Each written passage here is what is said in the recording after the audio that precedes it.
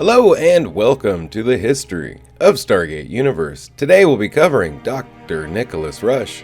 And here we go. Dr. Nicholas Rush is a brilliant, albeit Machiavellian, scientist and expert in ancient technology, comparable to the likes of Samantha Carter and Rodney McKay. He is a member of the team sent and later trapped aboard the ancient vessel Destiny. Nicholas Rush was born into a poor family. His father worked in the shipyards of Glasgow. Rush was working 2 jobs until he earned a scholarship to Oxford.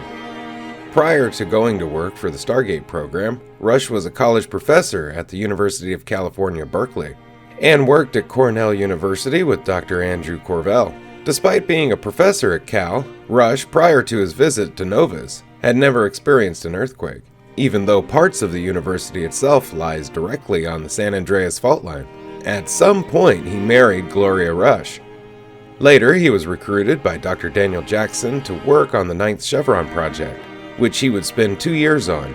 His wife died from cancer during this period, driving Rush to see fruits of labor at any cost. He was a smoker before boarding Destiny and a heavy consumer of coffee, drinking several cups a day.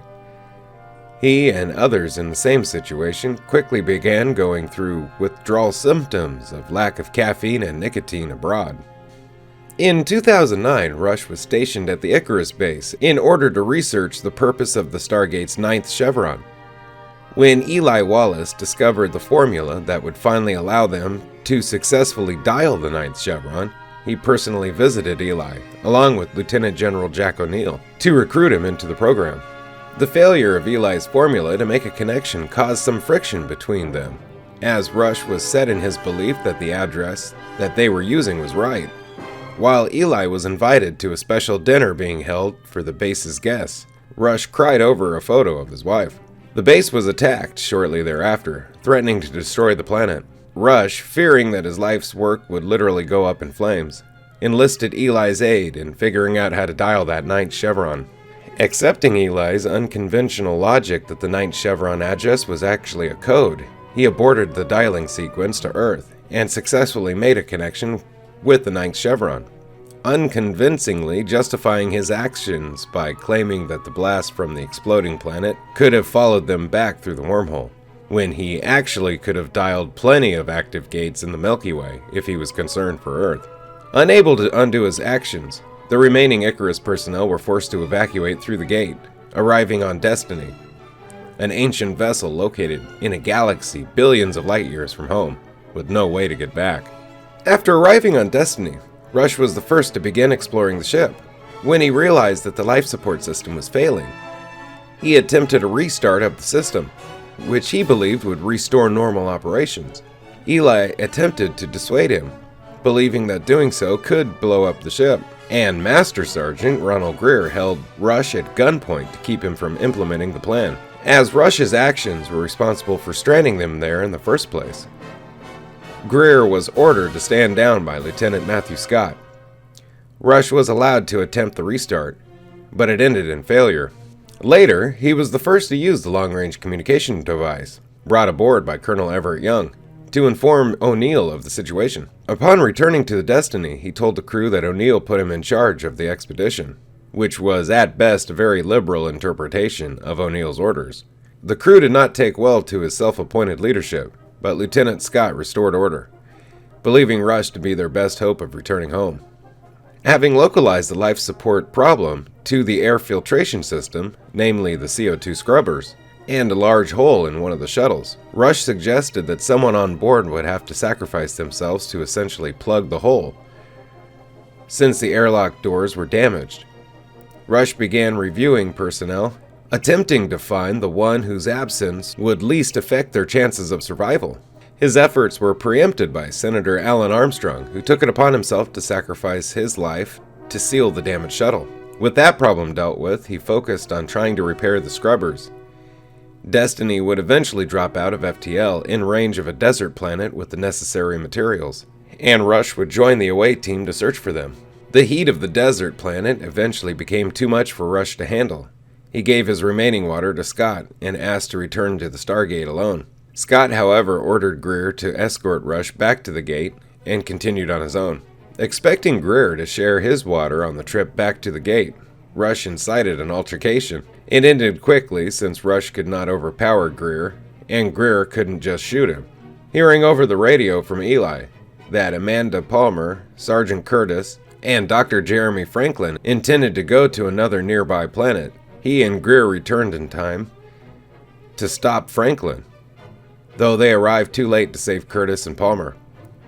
Scott eventually managed to locate the necessary materials, and Rush helped integrate them into the failing life support. With that problem resolved, Rush shifted focus from the life support to the ship's power reserves, which were depleting rapidly. Short-tempered due to a lack of sleep, caffeine withdrawal due to a lack of coffee, and nicotine withdrawal due to a lack of cigarettes, he drove away any attempt to help him. When power failed completely, he broke into a rant while explaining the situation to Colonel Everett Young. This devolved into a nervous breakdown and Rush collapsed, remaining unconscious for about 10 hours. He woke up in time to learn that the ship was on course for a potentially livable star system, only for the ship to end up on course for the system's star. Young arranged a lottery to determine who would be allowed to use the shuttle to escape the doomed ship. Rush had Young take his name out, saying that destiny was his destiny and he wanted to die on the ship. Rush spent his remaining time in his room reading. He eventually realized that their impending deaths were behind schedule, and discovered that the ship in fact plotted a course into the star on purpose to recharge its reactors. This posed a problem as the ancient shuttle was about to be left behind. But Rush managed to activate the subspace communication array to contact them. Eli Wallace's planetary slingshot calculations were then transmitted to the shuttle so that they could reach the ship in time. Later, Young invited Rush to join their celebration, but Rush refused, not seeing anything worth celebrating. Young speculates that Rush might have known all along, but the others didn't share his opinion. Several weeks later, Rush and several others determined that the ship's water supplies were disappearing at an impossible rate. The ship stopped at an ice planet, allowing Colonel Everett Young and Lieutenant Matthew Scott to collect more water. Meanwhile, Rush joined the effort to discover the source of the drain, which was revealed to be a colony of dust bugs Scott had accidentally brought back with him from the desert planet. He deliberately kept this information from Young, as Young needed to focus on retrieving more water. Against Eli Wallace's protests, then sternly informed Eli that grown-ups sometimes need to lie for the greater good. While Scott was in the crevasse trapped, he expressed more concern for the ice than for the safe rescue of Scott. He also helped to develop and enact a plan to remove the bugs from the ship.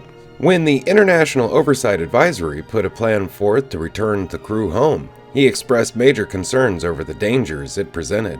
When Colonel David Telford assumed command, using the long-range communication device, to enact the plan, he helped under great reluctance, doing everything he could to slow Telford's implementation of the plan, as Telford's rush to enact it put the entire ship at risk. Following Sergeant Hunter Riley's injuries, he confronted Telford on the safety of the plan, blaming Telford for Riley's fate. Rush was present when Telford's team attempted to dial the gate. When it appeared that the plan was doomed to failure, Telford's team left the ship. Making sure that they all left, Rush then ended the experiment, having staged the entire show as an elaborate ruse to get rid of Telford and prevent a catastrophic incident. Colonel Everett Young would later have Eli Wallace investigate the possible success of this plan, which ended in failure in every scenario Eli ran. During a routine exploration of the ship, Rush and Master Sergeant Ronald Greer discovered the Destiny Interface Chair, a similar device in purpose to the repository of knowledge encountered by Lieutenant General Jack O'Neill. Rush advocated having someone sit in the chair, reasoning that its more primitive design might not be fatal to humans, as the later model was, and that the data it contained could grant them full control of the ship. Colonel Everett Young forbade any access to the chair and asserted that the only person Rush could get to sit in it would be Rush himself. Rush attempted to force the issue by faking the discovery of a planet similar to the Icarus base, but Young remained steadfast in his refusal, and Rush's deception would soon be uncovered by Eli Wallace. When Sergeant Spencer committed suicide, Rush was the first to find the body. Seeing it as an opportunity, he took Spencer's gun and hid it in Colonel Everett Young's room to frame him for the murder. Rush knew that the charge would never stick, but it would create enough reasonable doubt to remove Young from command. This put Camille Ray in charge and gave him the freedom to research the Destiny interface chair. This in turn gave Dr. Jeremy Franklin the opportunity to sit in it, rendering him catatonic. Young blamed Rush for Franklin's state, under the belief that Rush was hoping for someone to sit in the chair out of desperation. When Eli Wallace uncovered Kino footage that showed Spencer's suicide and Rush's theft of the weapon, which Rush tried to delete from the archive, he reported it to Young. Young confronted Rush alone on a planet with a damaged alien ship and attacked him. When Rush proved wholly unapologetic about the frame-up, Young knocked Rush unconscious and left him on the planet. After coming to, Rush's first act was to explore the Nakai fighter. In doing so, he triggered a homing beacon which summoned the Nakai. They took him prisoner, probing his mind for information on Destiny. When Colonel Everett Young took control of one of the aliens, through the communication device, the mothership Rush was on confronted Destiny. It attacked and one of the fighters kidnapped Chloe Armstrong. Young attempted to use the communication device to free Chloe, but ended up freeing Rush instead. Rush instructed Young in the use of the alien mind-probing technology, learning the identity of his rescuer, but also breaking the communication link. Rush used the mind probe on the alien to find Chloe's location and teach himself to use their technology, then killed the alien.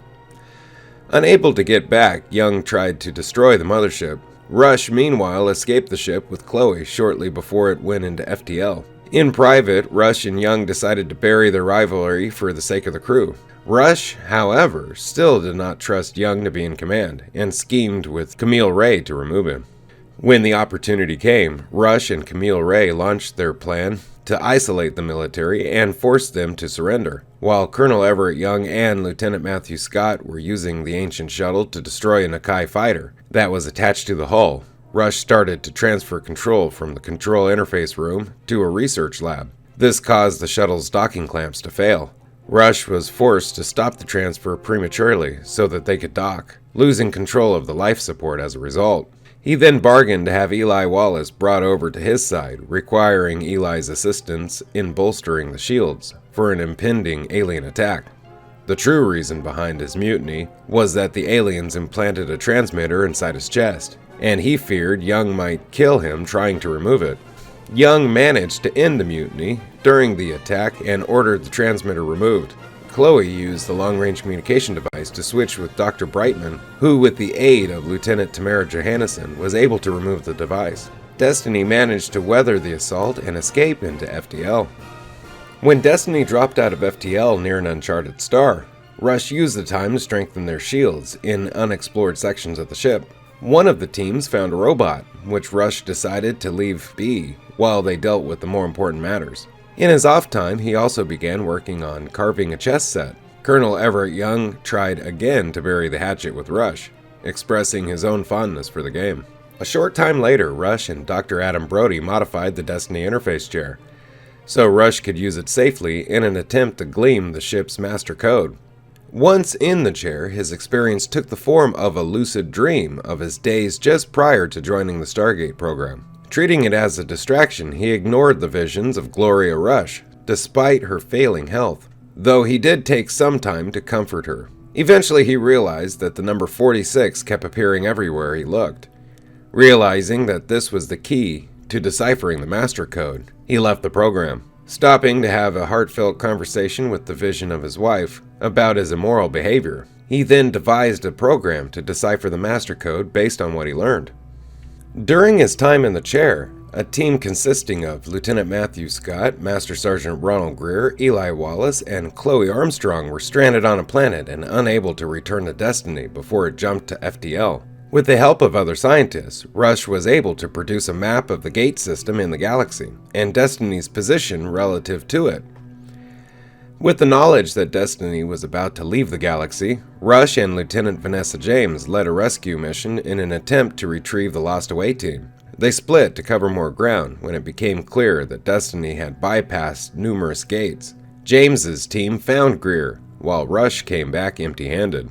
Unfortunately, Rush's team dialed in just as Scott, Eli, and Chloe, who managed to find an alternate route, were trying to do the same, blocking them. Destiny left the galaxy before it could dial again. Rush quickly discovered that Destiny lacked the power to make the trip across the void. Rush proposed using the long-range communication device to bring aboard Dr. Amanda Perry, a hyperdrive specialist. The Nakai used this opportunity to take control of Lieutenant Vanessa James and sabotage the faster-than-light engine. This gave Lieutenant Matthew Scott, Eli Wallace, and Chloe Armstrong the chance to dial back in. Eli gave Rush back his glasses, which he had lost on the Nakai fighter, from which he was abducted. Eli, Rush, and Perry managed to repair the drive. The aliens attacked Destiny before the system could be restarted, but with the help of Dr. Jeremy Franklin and the Destiny Interface Chair, Destiny was able to enter FTL again and make the journey across the void. Sometime later, Rush was one of several people infected with hallucinogenic-inducing tics. His hallucinations took the form of an invasion by the Nakai. Meanwhile, Master Sergeant Ronald Greer's hallucinations took the form of another mutiny by Rush and Camille Ray. Seeing Greer as an alien, Rush fled into a supply room, followed by Greer. Greer, in turn, was followed by Ray. Seeing Ray as an alien too, Rush stabbed her with a screwdriver, before being knocked out by Greer. Greer was subdued before he could kill either Rush or Ray, and Rush was also restrained when he began attacking everyone in sight. The tics were removed by Lieutenant Tamara Johannesson, restoring them to normal. After using the long-range communication device to switch with Colonel David Telford, Rush began seeing pieces of Telford's memory, which indicated that he was a spy for the Lucine Alliance. He advised Colonel Everett Young of the situation and arranged to switch with Telford during the next scheduled contact with Earth, in order to confirm his suspicions. He successfully made contact with the Alliance, pretending to be Telford, but was betrayed by his lack of knowledge of their procedures. He was kidnapped and taken off the planet by a Teltac. He was tortured by Commander Kiva into revealing his identity, then taken to their base, a recreation of the Icarus project. Rush was forced into completing their work, into dialing the 9th chevron, while Telford was interrogated by Young on Destiny. Rush stalled as much as he could, which gave Young the time needed to break Telford's brainwashing and to get the location of the Alliance base. The George Hammond was dispatched to rescue Rush, but instead forced the Alliance to dial ahead of schedule, reaching Destiny at the expense of blowing up the planet. Upon arrival, Telford and Rush were returned to their own bodies. Rush managed to escape the conflict that followed, and remained in the control interface room, as Young attempted to resolve the situation. He continually advocated a quick and decisive solution, since the Alliance had hostages and would kill them no matter the circumstances. Rush insisted on trying to rescue them, which put them at odds. Matters were further complicated by a nearby binary pulsar, which emitted regular bursts of gamma rays that were slowly depleting Destiny's shields and disrupting power, foiling one of Rush's attempted rescue plans. A solution was discovered, but Young had to surrender to Kiva in order to implement it. Telford was working as a mole in her ranks, and Rush and Dr. Adam Brody moved to another area of the ship so he could transfer control back to them after Kiva had secured the hostages in one location. His plan was interrupted before he could fully implement it. Telford's efforts were not entirely in vain, as Rush had been given enough control of the ship to affect the power systems. Using this, he drew power away from the shields in order to force the Alliance to surrender, lest they die from radiation. He and a small group hid in the hydroponics lab, which would prove to be enough protection for them to survive the radiation burst. Despite the fact that some of the crew were still outside, Rush persisted in his plan, and the Alliance surrendered to save themselves. Not long after, Rush's program to break the master code worked. Using it, he gained access to the bridge, from which he could control all of Destiny's systems. However, he decided to keep this information to himself.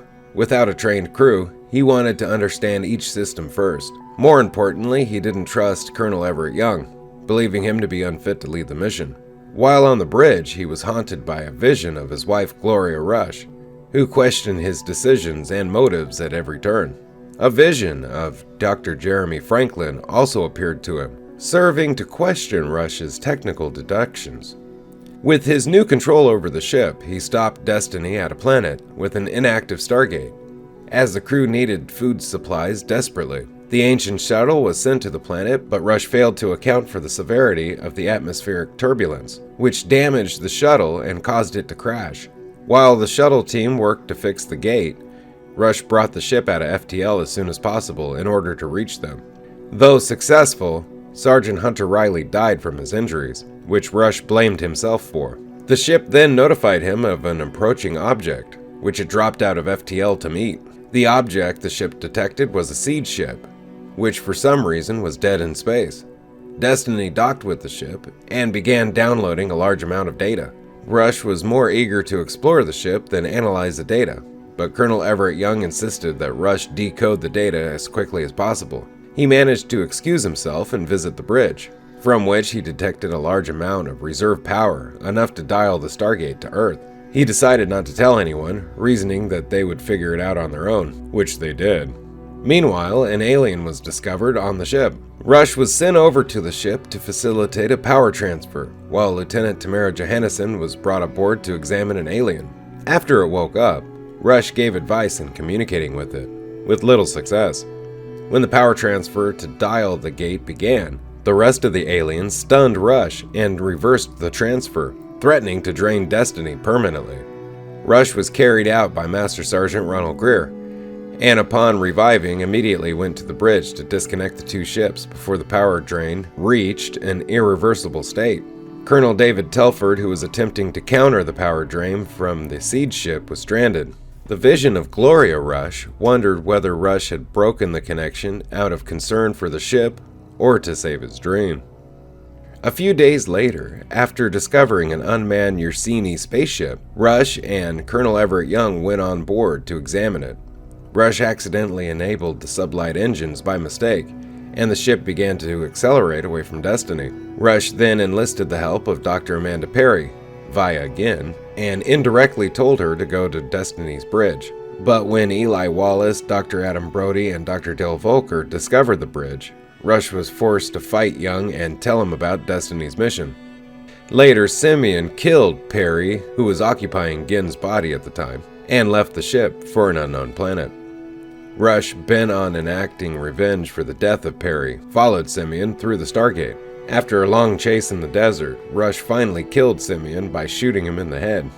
Before dialing Earth and a star, Rush convinced Colonel Everett Young and 10 others to stay aboard the ship. However, a malfunction caused everyone but Rush to evacuate through the Stargate.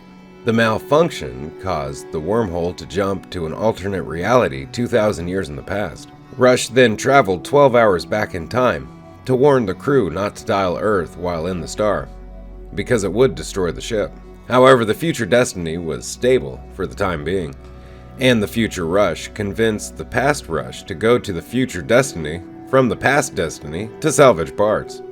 2010. Rush learned that Dr. Amanda Perry's consciousness was fixed in the long-range communication stones, which were being used by Chloe Armstrong.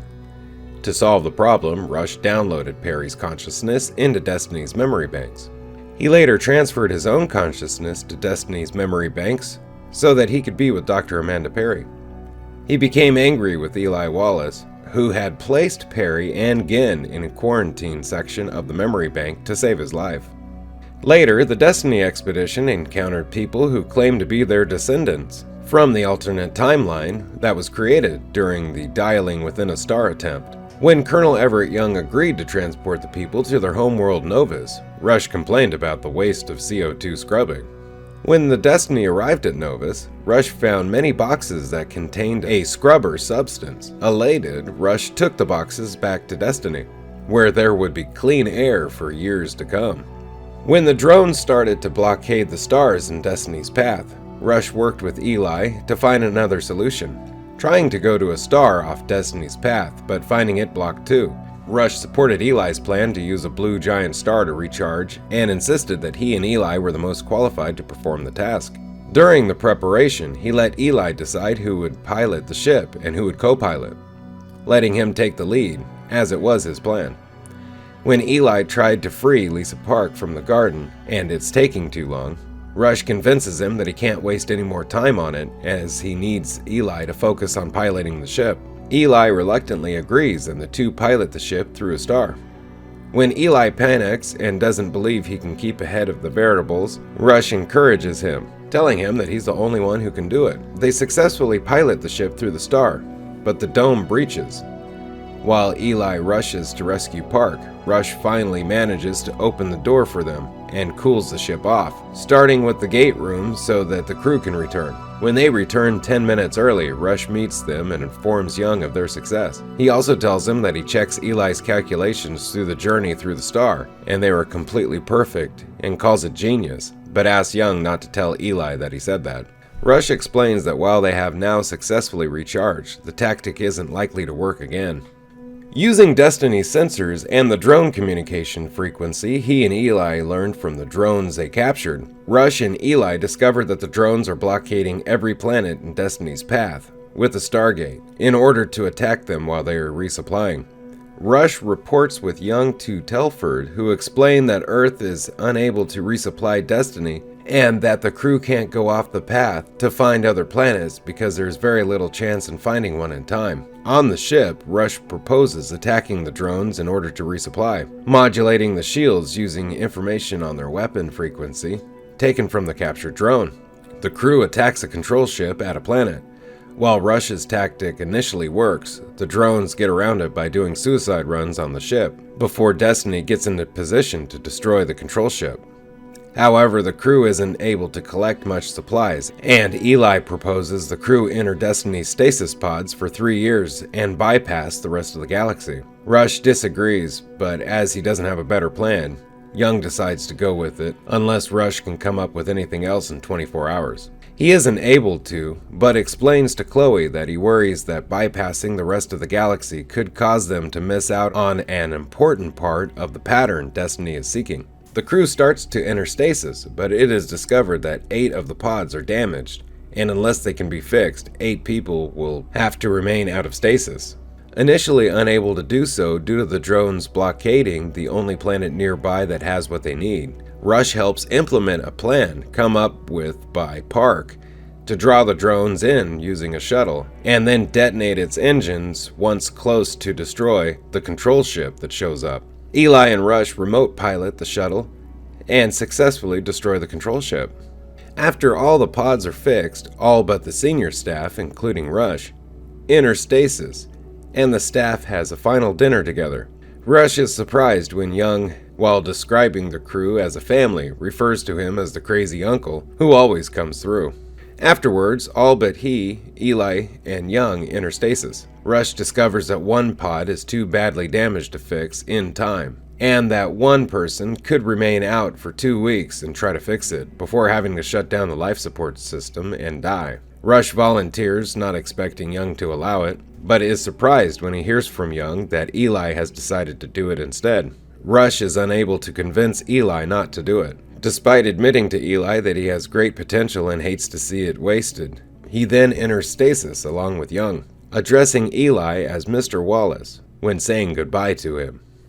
Hey, thank you for watching the history of Stargate Universe. Special thanks to the Stargate Wiki for all information you heard today. Very special thanks to Royalty Free Tube for this fantastic background. Have a great day. Bye-bye.